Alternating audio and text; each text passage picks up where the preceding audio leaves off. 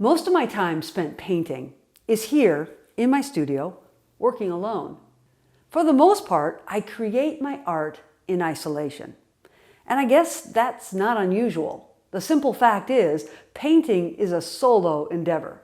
It's not really a team sport. However, the individualistic nature of art making can have its downsides. We can more easily grow discouraged when we work alone. We can suffer from a lack of new ideas. And we can miss out on getting informed critique, which is so essential for growth. Have you experienced any of these challenges as an artist? If so, I want to suggest a solution: community. That's right. Over the last few years, I have become convinced of the importance of community in my growth as an artist. In this video, I'm going to share the 3 types of community that I participate in and how they have contributed to my growth as an artist.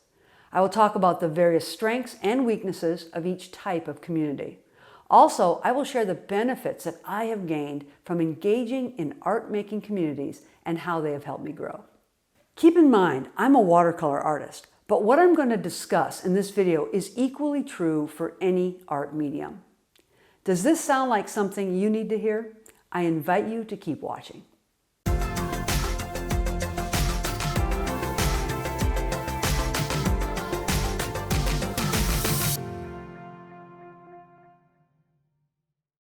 Welcome to my studio. My name is Kris. This channel is all about tools, tips, and tutorials for growing in watercolor.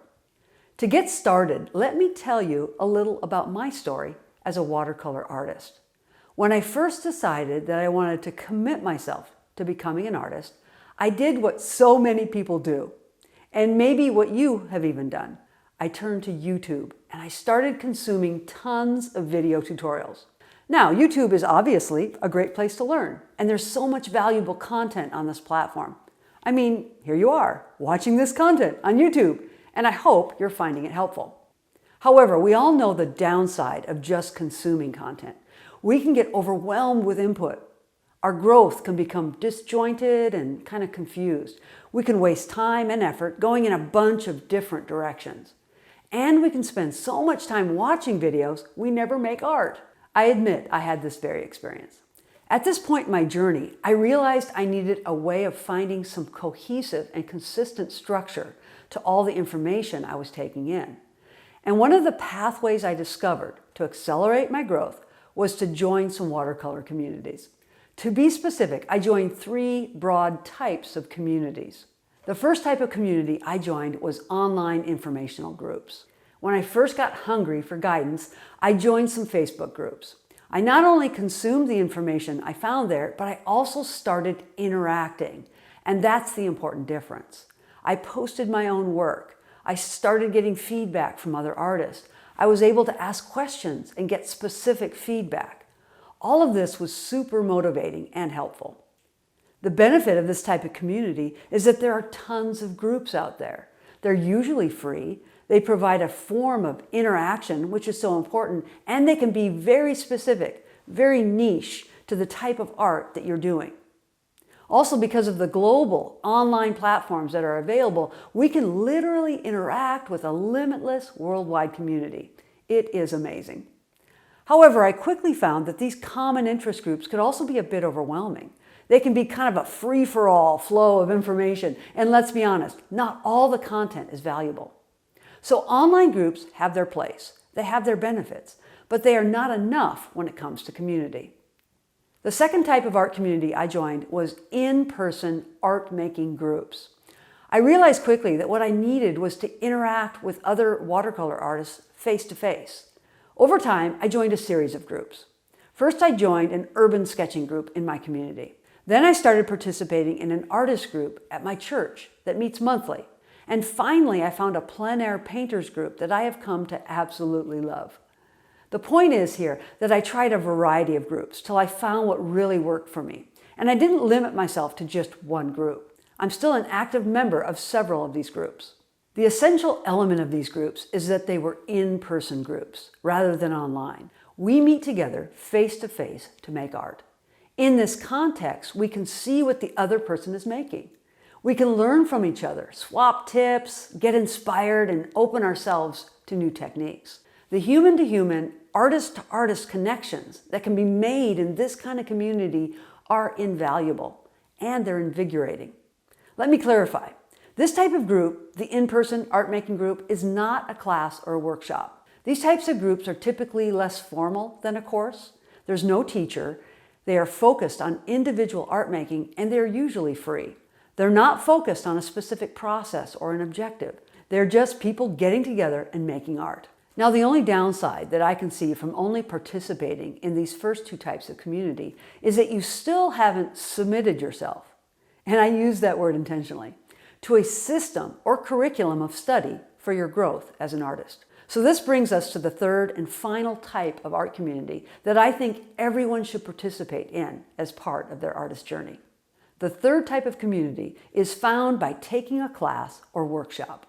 Over the years, I have participated in a bunch of workshops, classes, and even a year-long online mentoring group.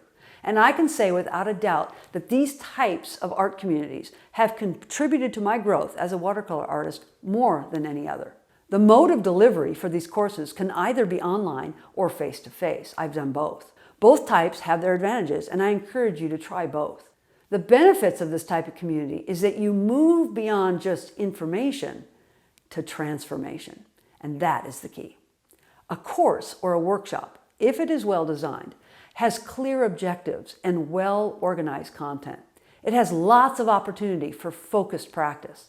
It encourages self-reflection, and finally, it provides you, the learner, with some personalized feedback or critique. And all these types of activities are essential to your transformation as an artist. Earlier, I suggested that an important step to growth is to, quote, submit yourself to a system or curriculum. I say it that way because for courses and workshops to be effective, you must be willing to participate with an open mind. You have to embrace something new. You must be willing to be stretched beyond your comfort zone. You must listen to your instructor and follow their feedback, even if it's hard. You need to actually complete the assignments, put in the work, and apply the principles that are taught. All of this takes a bit of humility, and it takes a lot of hard work. In contrast to this, there are people that just go from one workshop to another, collecting information and new techniques, and never really submit to the learning process. If you take this approach, you will miss out on the transformation. In our world today, there is no end to the options available for this type of community. I encourage you to find an artist you admire, whose style of art that you resonate with, and find out if they have a course or workshop, and sign up. I have a few courses on my website, and I'll leave a link to those in the description below. Also, a quick search on the internet will reveal many more options. Now, the biggest obstacle to this kind of community for many people is the price. Good instruction is rarely free. Most good watercolor courses will cost hundreds of dollars. However, I believe they're worth the investment. Sure, there is plenty of great instruction online for free, but I would like to encourage you that from time to time you pay for a course. And the number one reason I suggest this is because when you pay for a class or workshop, you are much more likely to take it seriously, complete all the assignments, and submit yourself to the process of growing. When you have invested some of your hard-earned resources into the process, you are much more likely to work hard, finish the course, and grow. So there you have it, my reflections on the importance of community in the life of the artist. I've outlined here 3 types of community that I participate in, and I've shared the benefits I've received from them all. If you've connected with the ideas in this video in any way, I would love to hear from you. Please join this growing community by leaving a comment below and sharing your thoughts and experience. If you like my approach to art instruction, check out my website at studio.krisdebruine.com. I have a growing collection of courses and free resources available for you. I will leave a link in the description below. I hope you've resonated with today's topic. If so, take action. Find an online group and join it. Don't just join the group, but participate. Post your art and interact with other members. Find an art-making face-to-face group in your area and commit to attending for at least 6 months. If you can't find such a group, Try gathering a few artist friends and start a group. I think you'll love it. Finally, take a course or enroll in a workshop. This can be the most transformational thing you can do for your art journey. Thanks for watching. Have a great day and keep on growing in watercolor.